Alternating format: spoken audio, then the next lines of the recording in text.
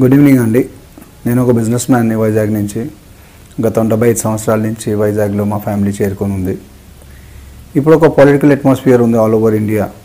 దానికి నేను మాటలు చెప్దామని నేను వచ్చాను. ఈ పొలిటీషియన్స్ ఇప్పుడు ప్రతి రోడ్డు మీద, సందు మీద, వీధుల మీద కనబడుతున్నారు, ఓట్లు అడుగుతున్నారు, ఇంటింటికి వస్తున్నారు, ప్రామిసెస్ చెప్తున్నారు, చేస్తున్నారు. మనందరికీ తెలిసిన వాస్తవం ఏంటంటే ఎలక్షన్స్ అయిపోయాక ఇలా ఎవరు కనబడరు. దాన్ని వైజాగ్ సీన్ డిఫరెంట్ అండి.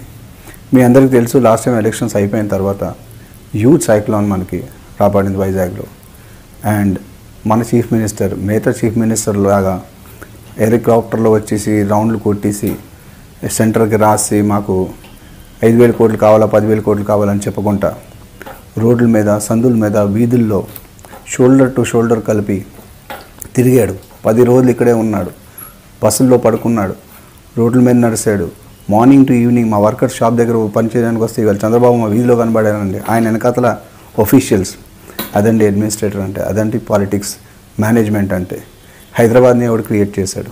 US created Hyderabad. మా అందరికీ తెలుసు. బిజినెస్ ముందు క్రియేట్ చేయాలా, క్రియేషన్కి నోహౌ ఉండాలా, పొలిటికల్ అక్యుమెన్ ఉండాలా, బిజినెస్ నాలెడ్జ్ ఉండాలా. ఇవన్నీ తీసుకొస్తేనే కానీ, మనకు ఫండ్స్ జనరేట్ చేస్తేనే కానీ ఫండ్స్ తీసుకెళ్ళి రూరల్లో ఇవ్వలేవు.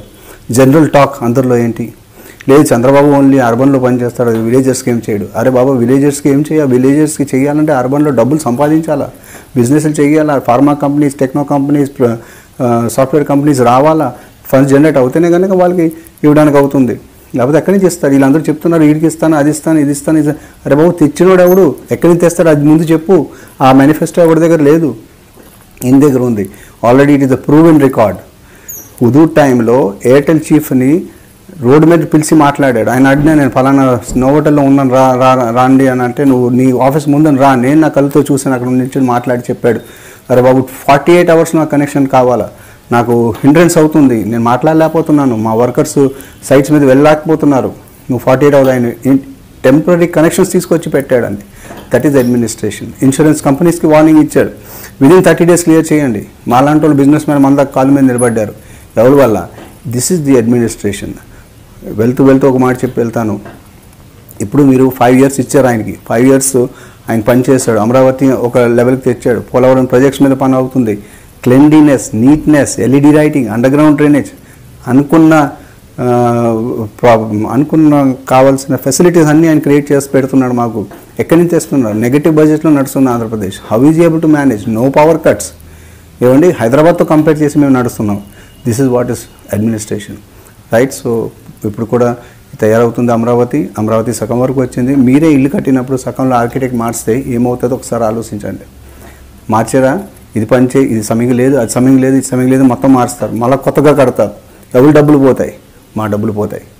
ఏమండి, ఇది ఒకసారి ఆలోచించి, కాస్టు, కలము, పొలము, మాది ఈ వీధండి, మా ఓడండి, మా సొంత, ఎవడు ఏం చేయలేడు. హై లెవెల్ అడ్మినిస్ట్రేటర్ కావాలా. కమిషనర్, CEO నుంచి శానిటరీ వర్కర్ వరకు మాట్లాడతాడు, టెలికాన్ఫరెన్సెస్ చేస్తాడు, టెలివాయిస్ కాన్ఫరెన్సెస్ చేస్తాడు, అడుగుతాడు ఏం జరుగుతుంది, అప్పుడు పని అవుతుంది. మేము కూడా చూస్తాం కదా, ప్రైవేట్కి గవర్నమెంట్కి తేడా ఏంటి? ఇదే తేడా. అడ్మినిస్ట్రేటర్ హై లెవెల్ ఇన్వాల్వ్మెంట్ కావాలా, అప్పుడు ఏదైనా ముందుకు వస్తుంది. ఇవన్నీ వదిలేసి మరొకసారి ఆలోచించి ఓటు చేయండి. This what I came to discuss you.